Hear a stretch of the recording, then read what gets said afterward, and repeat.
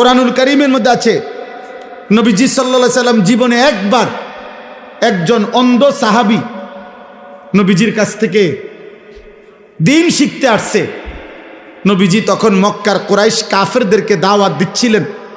নবীজি ওনার দিকে তাকাইয়া ভাবছেন ও তো আমার পক্ষেরই লোক, আমার সাহাবী, তাকে আমি পরে বলি।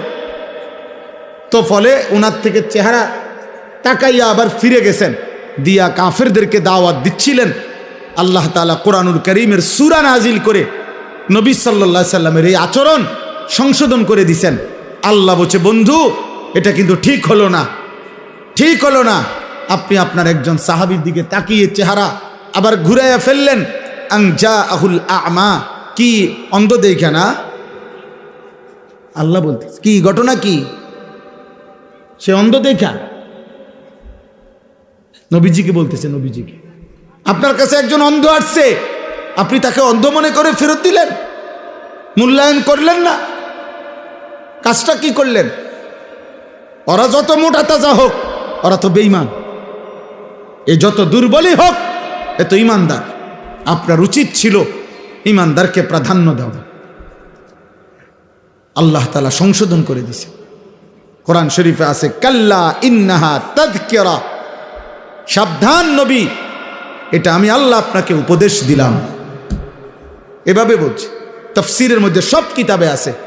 এই অন্ধ সাহাবীকে এরপরে নবী সাল্লাল্লাহু আলাইহি সাল্লাম যখনই দেখতেন আসতেছে, হযরত আব্দুল্লাহ ইবনে উম্মে মাকতুম রাদিয়াল্লাহু তাআলা আনহু, উনারে দূরে থাকতেই নবীজি সাল্লাল্লাহু আলাইহি সাল্লাম আগের থেকে কথা বলতেন, মারহাবান, আহলান সাহলান, স্বাগতম, তুমি আসো, আগে তোমার কথা, পরে অন্য কথা, তোমার কথা কম, এইভাবে বলতেন। এই জন্য বাপ, আমার বলার উদ্দেশ্য হলো, আমি মোবাইলটা বন্ধ করতে বলছি এই জন্য। মূল উদ্দেশ্য হলো হয়তো মোবাইল দিয়া কাউকে দেখাইবেন, কাউরে দেখানোর দরকার নাই। বাপ নিজের জন্য গ্রহণ করেন, নিজের জন্য গ্রহণ করেন। আমি মরে গেলে, দোস্ত তুমি মরে গেলে, বাবা আপনি মরে গেলে, এই পৃথিবী যত আধুনিকই হোক, আপনার কি আমার কি? আপনার কি আমার কি? হায় মুসলমান, এটা বুঝেন না। আমার মৃত্যুর পরে যদি আমার বংশের সবাই সাদের দেশেও যদি ঘরবাড়ি করে, তা আমি কি? আমার তো নাই, আমি তো নাই, আমি তো কবরে, আমি তো কবরে। কিয়ামতের দিন যদি নবী সাল্লাল্লাহু আলাইহি সাল্লামের সুপারিশে, মনে করেন হাসরের ময়দানের 100 কোটি মানুষ কথার কথায়, তো সকলকেই আল্লাহ নবীর সুপারিশে জান্নাত দিছেন, শুধু একজন ব্যক্তিকে আল্লাহ তাআলা জাহান্নাম দিছে মনে করেন, তো সেই একজন যদি আমি আনিসুর রহমান হই, তাহলে বাকি সবাই জান্নাতে গেলে আমার কি লাভ? আমার কি লাভ তখন? ঠিক আছে, ওরা সবাই জান্নাতে গেছে, আমি তো জাহান্নামী হলাম। তখন বাকিদের জান্নাতে যাওয়ার দ্বারা জাহান্নামী ব্যক্তি এইটা নিয়ে বলবে, যাক আমি জাহান্নামে জ্বলতেছি, আমার ফুত তো বেহেশতে গেছে, এটা নিয়ে কইব আমি জাহান্নামী হইলাম আর কি, যাক আমার বউ তো জান্নাতে গেছে, এটা নিয়ে বলবে? বরং আফসুস করবে, আফসুস, আফসুস করবে। এই জন্য কোরআনুল কারীমের মধ্যে আল্লাহ তাআলা বলছেন, ইয়াউমা তুকাল্লাবু ওয়ুজুহ, জাহান্নামী বান্দা কিয়ামতের দিন জাহান্নামের আগুনে তোমাদের গাল, তোমাদের চেহারা, কড়াইয়ের উত্তপ্ত তেলের মধ্যে যেভাবে মাছ এই পিঠ ওই পিঠ করে ভাজে, খোদার কসম তোমাদের গাল, তোমাদের চেহারা জাহান্নামের আগুনের মধ্যে উলট পালট করে পোড়াইতে থাকবে। আর নাফরমান শুধু চিৎকার করবে আর বলবে, ইয়াকুলুনা ইয়া লাইতানা আতা'না আল্লাহ ওয়া আতা'নার রাসূলা, হায় আমার আফসোস মন্দ কপাল, আমি যদি আল্লাহ এবং রাসূলের আনুগত্য করতাম।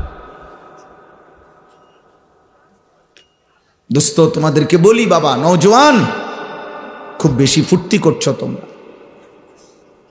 তোমরা খুব বেশি রঙের ঘুড়ি উড়াইতেছ, খুব বেশি তামাশা করছো।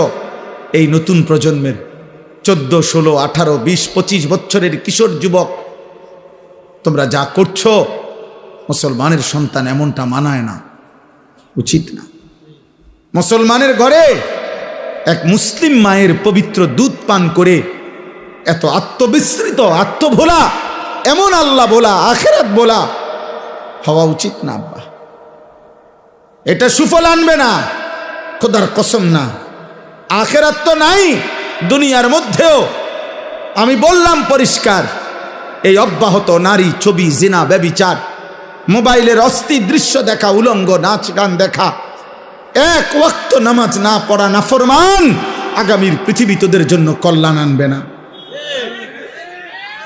মনে রাখো, তোমরা অধিকাংশ কিশোর যুবক ছেলের চেহারা দেখলে পরিষ্কার বোঝা যায়, এই যেগুলা দাঁড়ায় আসো, বসে আছো, অধিকাংশই নওজোয়ান বেনামাজি। তোমরা, তোমাদের চেহারার মধ্যে নামাজের কোনো চিহ্ন নেই।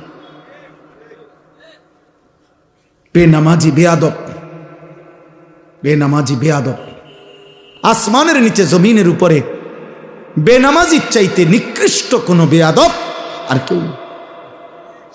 যার কপালে সেজদা নাই সে পৃথিবীর যেই কোনো নিকৃষ্ট জানোয়ারের চাইতেও নিকৃষ্ট। জানোয়ার এজন্য সেজদা দেয় না, কারণ কোন জানোয়ারের উপরে সেজদার হুকুম নাই। মানুষ নামের এই জানোয়ারকে আল্লাহ সেজদা দিতে বলছে, অথচ সে সেজদা দেয় না, এই জন্য এইটা জানোয়ারের চাইতেও নিকৃষ্ট।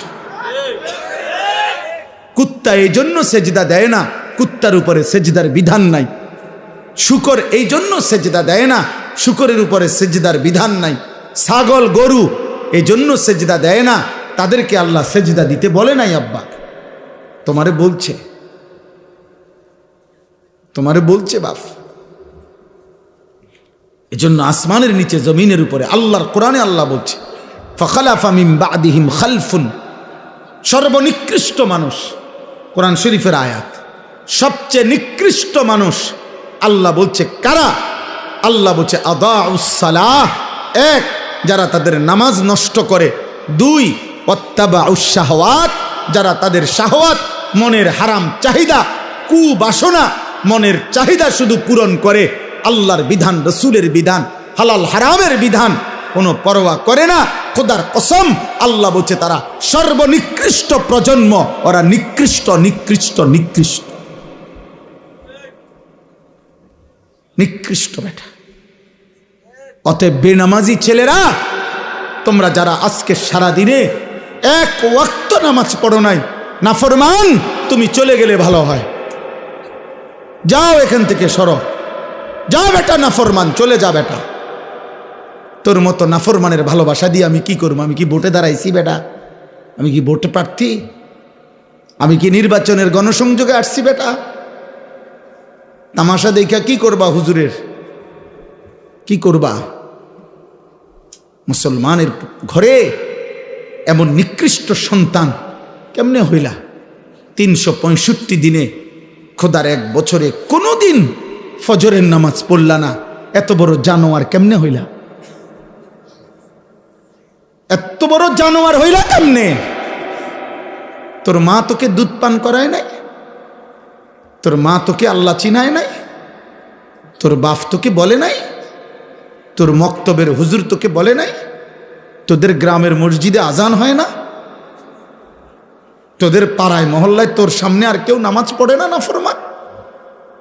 তুই মুসলমানের ঘরে ঘুমাস না বেটা? তোর কোনো অভিভাবক নাই বেটা? হ্যাঁ, সিনেমার ওই নর্তকী তোর অভিভাবক বেটা? মোবাইলের ওই উলঙ্গ নারী, ফুটবলের খেলোয়াড়, ক্রিকেটের খেলোয়াড়, ইউরোপ আমেরিকার কোনো বেঈমান? বলো আব্বা, জন্ম মুসলমানের ঘরে, চুল রাখলা কেন বেঈমানের মতো করে? তোর আব্বা ভুলে গেলি কেন বেটা? এই নাফরমান, বাপ ভুলে গেলে তার পরিচয় থাকেনি বেটা। বল বেটা, একটা ছেলে বল, এই চুল কার মতো রাখছ বেটা? মাথা নোয়া এলে কি হবে বেটা? মুসলমানের ঘরে জন্ম নিছ কিনা বেটা? দাঁড়ায় বল বেটা। অপদার্থ মুশরিক বেঈমানের মতো, কোন ইহুদি বেঈমান, কোন খ্রিস্টান বেঈমান, কোন মুরতাদ, কোন আল্লাহর দুশমন, কোন বেঈমানের মতো চুল রাইখা মুসলিম পরিচয় দাও কোন লজ্জায়? কোন শরমে বেটা, কোন শরমে? ছি ছি ছি বেটা, ছি।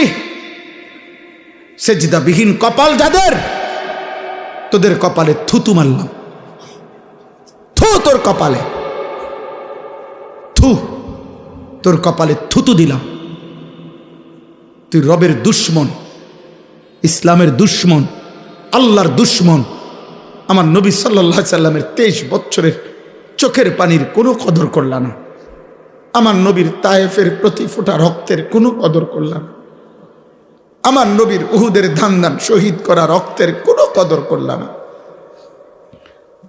যে নবী আমার পেটে পাথর বাঁধছে উম্মতের জন্য ক্ষুধার কষ্টে, হাসরের ময়দানে তিনি জিজ্ঞেস করবে, উম্মত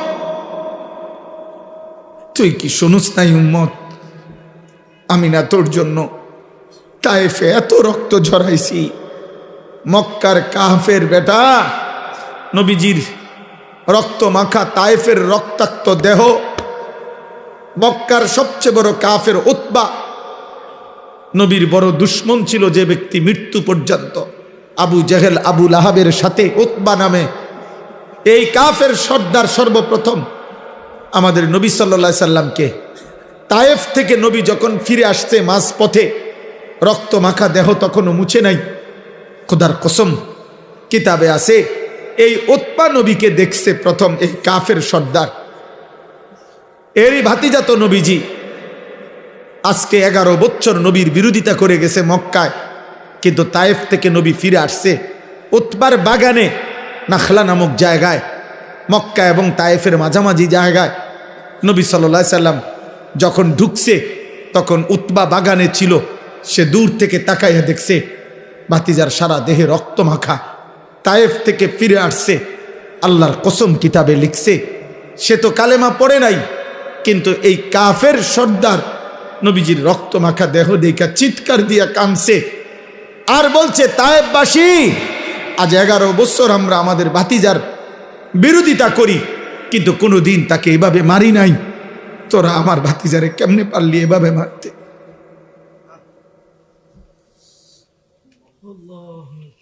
আমার ভাতিজারে কেমনে মারলি? আমার এতিম ভাতিজারে কেমনে মারলি? আর তোদের চেহারা দেখে কি মনে হয় আব্বা? কার মতো চুল রাখলা? অধিকাংশ ছেলে দাঁড়াইলে যদি জিজ্ঞাসা করেন যে সারাদিনে একবার পেশাব করে পানি নিছনি, নাফরমান বলবে না। টয়লেট পেপার চেনুনি না। আল্লাহকে একটা সেজদা দিছুনি না। সারাদিন সারা রাত মোবাইলে শুধু নারী ছবি, উলঙ্গ দৃশ্য, অশ্লীল জিনা ব্যভিচারের দৃশ্য। আহা, নারী ছাড়া লজ্জাস্থান যারা, তার জীবনের আর কিছু নেই। তার জীবনের একটাই যে লজ্জাস্থান যে একটা আছে, এটার চাহিদা পুরো। একটা পেশাবের রাস্তার কাছে এই কাপুরুষ হেরে গেছে। এই কাপুরুষ পেশাবের রাস্তার কাছে হেরে গেছে। এই কি যুদ্ধ করবে? এই ইসলামের জন্য কি করবে? এ তো সামান্য পেশাবের রাস্তার শাহওয়াত, লজ্জাস্থানের চাহিদা। এর জন্যই এই সারাদিন রাত নারী দেখে, ছবি দেখে, উলঙ্গ দৃশ্য দেখে। এ কি খাবারের চাহিদা পূরণ করে এটা দিয়া? তৃষ্ণার চাহিদা পূরণ করে এটা দিয়া? শরীরের মধ্যে সুস্থতা আনে এটা দিয়া? ভিটামিনের জন্য এটা? তো কি চাচা বলে? তার লজ্জাস্থানের চাহিদা। আর কি? তাইলে বেটা কাপুরুষ, তুই বেটা পেশাবের রাস্তার কাছে হারিয়ে গেছ। তোর মতো আকামলা দিয়া পৃথিবীতে হবে কি বেটা? বল বেটা।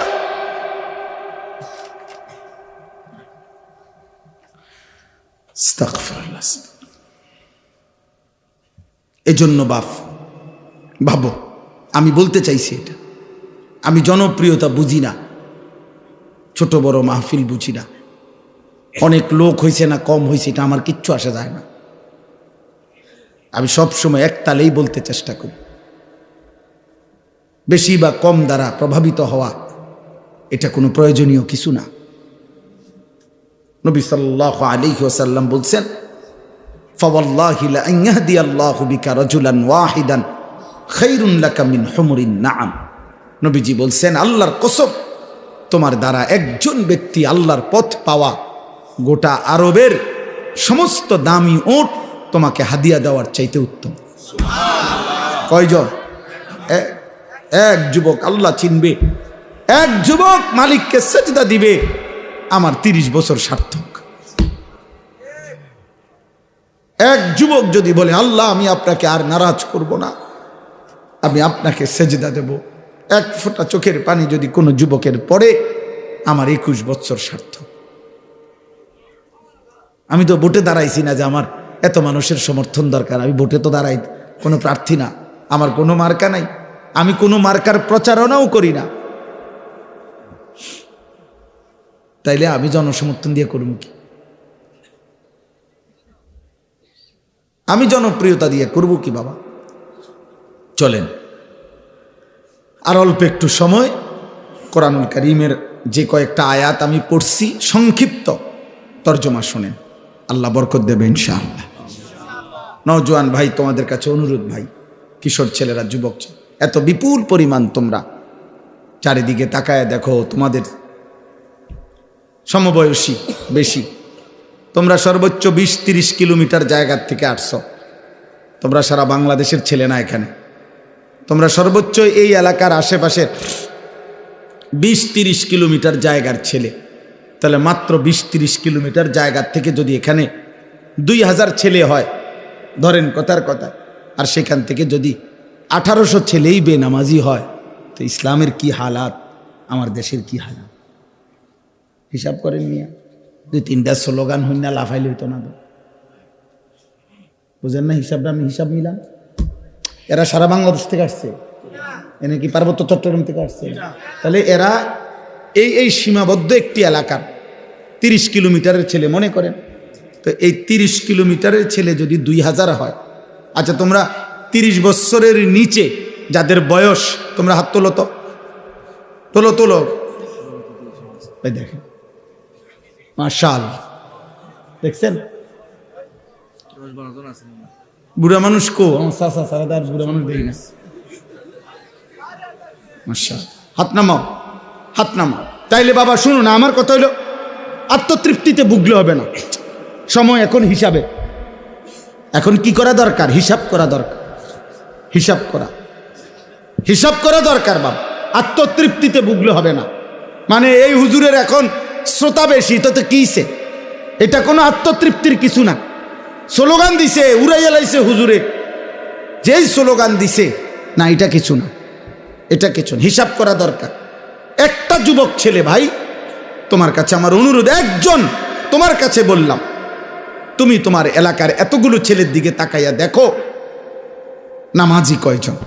তাহলে একটি দেশের 92% মুসলমানের বাংলাদেশে, প্রায় 12-14 কোটি মুসলমানের বাংলাদেশে যদি 30 কিলোমিটার জায়গার 2000 ছেলে, তার থেকে যদি 1800 ছেলেই নামাজ না পড়ে, তাহলে এইভাবে প্রতি 30 কিলোমিটার দৈরা গোনেন সারা বাংলাদেশের, তাহলে নামাজি কই? নামাজি বিহীন কই? তো সেজদাবিহীন ইমানের শক্তি আসবে কোত্থেকে? সেজদাবিহীন আল্লাহর জন্য জীবন দেওয়া অকাতরে দেশের জন্য, ইমানের জন্য এই হিম্মত সেজদাবিহীন আসবে না। স্লোগান দেওয়া যাবে, শহীদ শরীফ ওসমান হাদি রাহমাতুল্লাহ আলাই, এই ইমানদার যুবক, 33 বছরের যুবক, সে বারবার বলছে আমি শহীদের মৃত্যু চাই, আমি প্রথম কাতারে সর্বপ্রথম গুলিবিদ্ধ হতে চাই। সে বলেছে সে দেশের জন্য আমি আমার শেষ রক্তটুকু দিতে চাই। এই যুবক ইমানদার ছিল, 5 ওয়াক্ত নামাজ পড়তো প্রতিদিন, খোদার কসম সে ফজরের নামাজ জামাতে পড়তো। তার বাবা আলেম ছিলেন, সে নিজে হাফেজে কোরআন ছিল, ফজরের নামাজের জন্য ক্যাম্পেইন করত, বন্ধুদেরকে উঠাইতো, ফজরের নামাজ সহ 5 ওয়াক্ত নামাজ জামাতে পড়তো। যেদিন গুলিবিদ্ধ হয়েছে সেদিন সে জুমার নামাজ পড়েই এই প্রথম ঘর থেকে, মসজিদ থেকে ফিরছিল, তো এরপরে গুলিবিদ্ধ হয়েছে।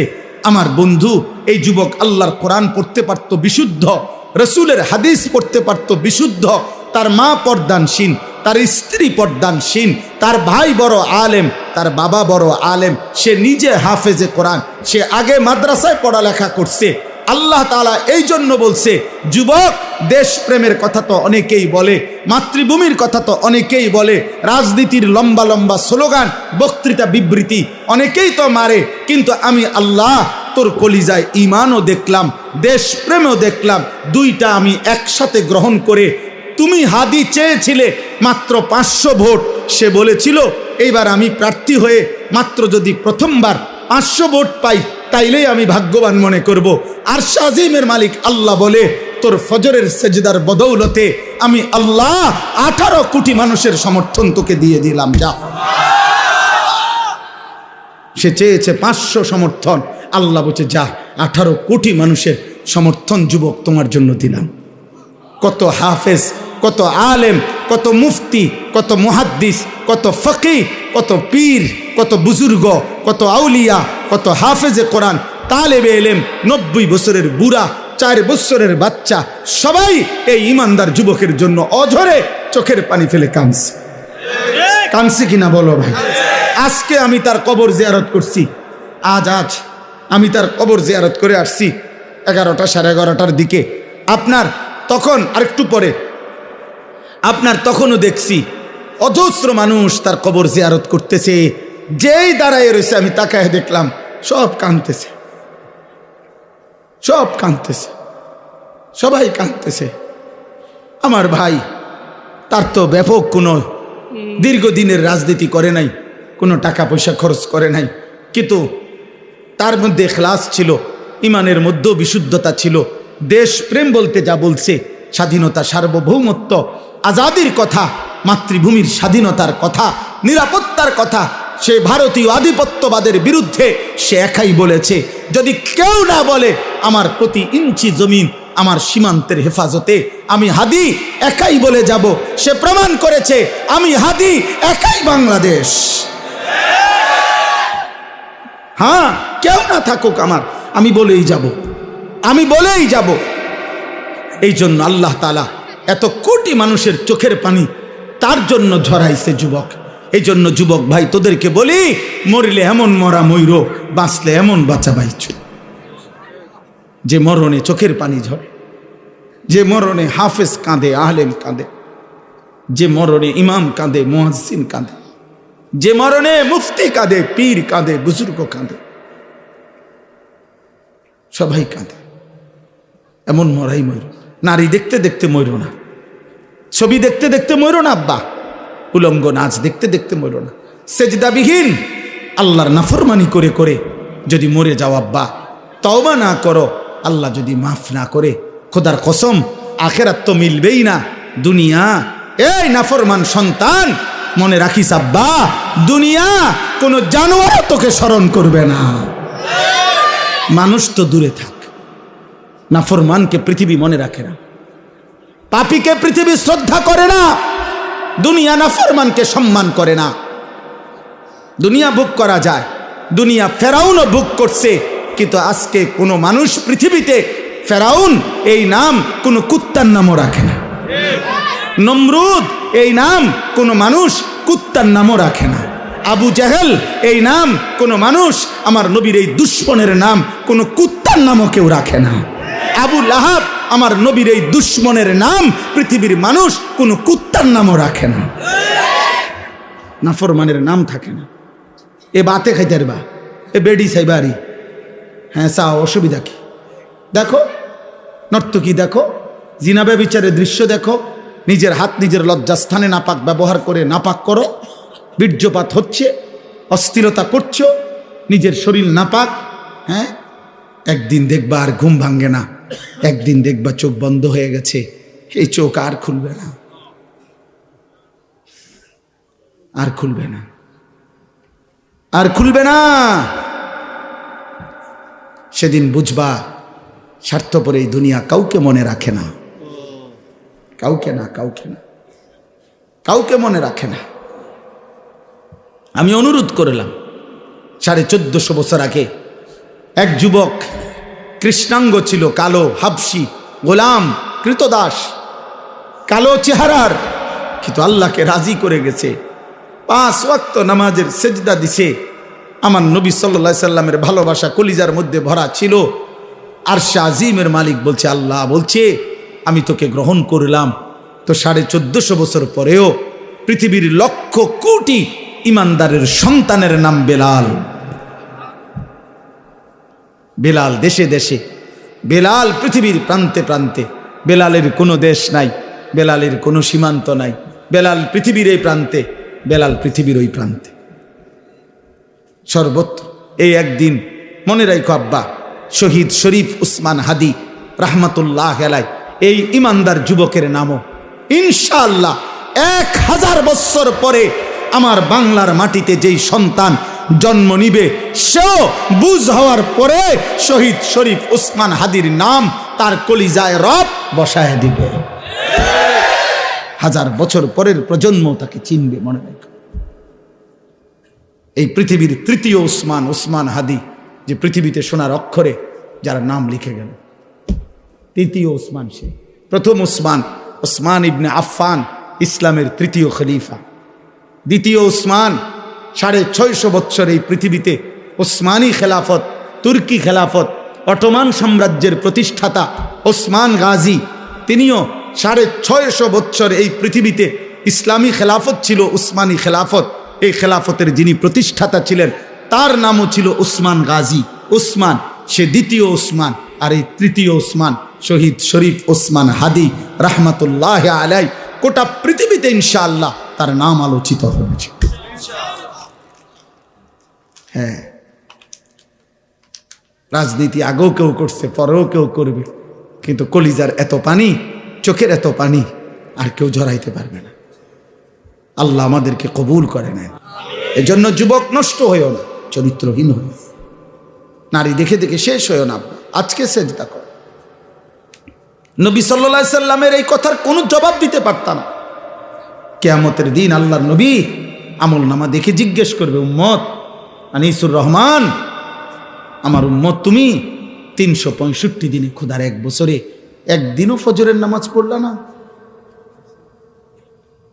তুমি আমার উম্মত, তুমি আমার উম্মত 30 বছর টানা সুদে খাইলা। 60 বছর বয়স তোমার, প্রতিদিন বিড়ি সিগারেটে খাইয়া গেলা। তুমি আমার উম্মত, 60 বছরও মনে পড়ে না এটা গুনাহ? 60 বছর বয়সেও মনে পড়ে নাই যে টেলিভিশনে নাচ গান দেখা গুনাহ? তোমার স্ত্রী 30 বছর বয়স পর্যন্ত, 30 বছরও কোনোদিন পর্দা করে নাই? তোমার মৃত্যু পর্যন্ত তোমার ঘরে নিয়মিত রঙিন টেলিভিশন চলতো, নর্তকী নাচতো, নাটক সিনেমা চলতো। তুমি আমার উম্মত। তুমি কবরে আসছো এটা কি নিয়া? হাসরে আসছো এটা কি নিয়া? আমি কি দেখে সুপারিশ করব? কথা বলে না। নবী সাল্লাল্লাহু আলাইহি সাল্লাম যে সুপারিশ করবে এটা জানেন? কথা বলেন না কেন? জানেন তো? সুপারিশের কোনো কাগজপত্র লাগতো না, কোনো ফাইল টাইল লাগবে না, এমনি। হ্যাঁ, তো আপনি কি দেখাইবেন? আরে বলেন না, আপনি কি দেখাবেন? এই সুদখোর বাপ, আপনি কি দেখাবেন? এই বিড়িখোর বুড়া মিয়া, 60 বছরের বুড়া চাচা, আপনি অনবিড়ি খান কোন লজ্জায়? আপনি চা দোকানে টেলিভিশন দেখেন কেন? এই বুড়া চাচা, আপনি যদি এখনো 60 বছর বয়সে এখনো রঙিন সিনেমা নর্তকী দেখেন, আপনার চোখে যদি কোনো লজ্জা না থাকে, আমনের ফুত নাতি আপনার থেকে কি শিখবে মিয়া? আমার বিরোধিতা করেন, কাল বলে দিয়েন এমন হুজুর, এমন ডাকাইতা হুজুর আজীবন আইন না। হ্যাঁ কইেন, আপনি বলে যাইয়েন এখন, নাহলে অন কন তারা রেকর্ডিং করে রাখো যে এমন হুজুর আর আইন না। এরকম ডাকাইত হুজুর তো দেখছি না। কিন্তু আপনি বলেন, এই বুড়া চাচার এখনো লজ্জা হওয়ার সময় হয় না? আপনার 60 বছরও আপনার শরম হইতো না? ছি ছি ছি ছি, আপনার থেকে আখলাক শিখবে কিভাবে? আখেরাত শিখবে কিভাবে? প্রজন্ম চোখের সামনে শেষ হয়ে যাচ্ছে, আমাদের চোখের সামনে আমাদের ছেলে মেয়েরা চরিত্রহীন হয়ে যাচ্ছে। 1 ওয়াক্ত নামাজ পড়ে না, মুসলমানের ঘরে রাত আসলে ঘুমা, আমি জীবনে একবার, আমার আব্বারে জীবনে একবার বলছিলাম, আব্বা আমি এই মাদ্রাসায় পড়ব না, আরেকটা মাদ্রাসায় আমারে ভর্তি করায় দেন।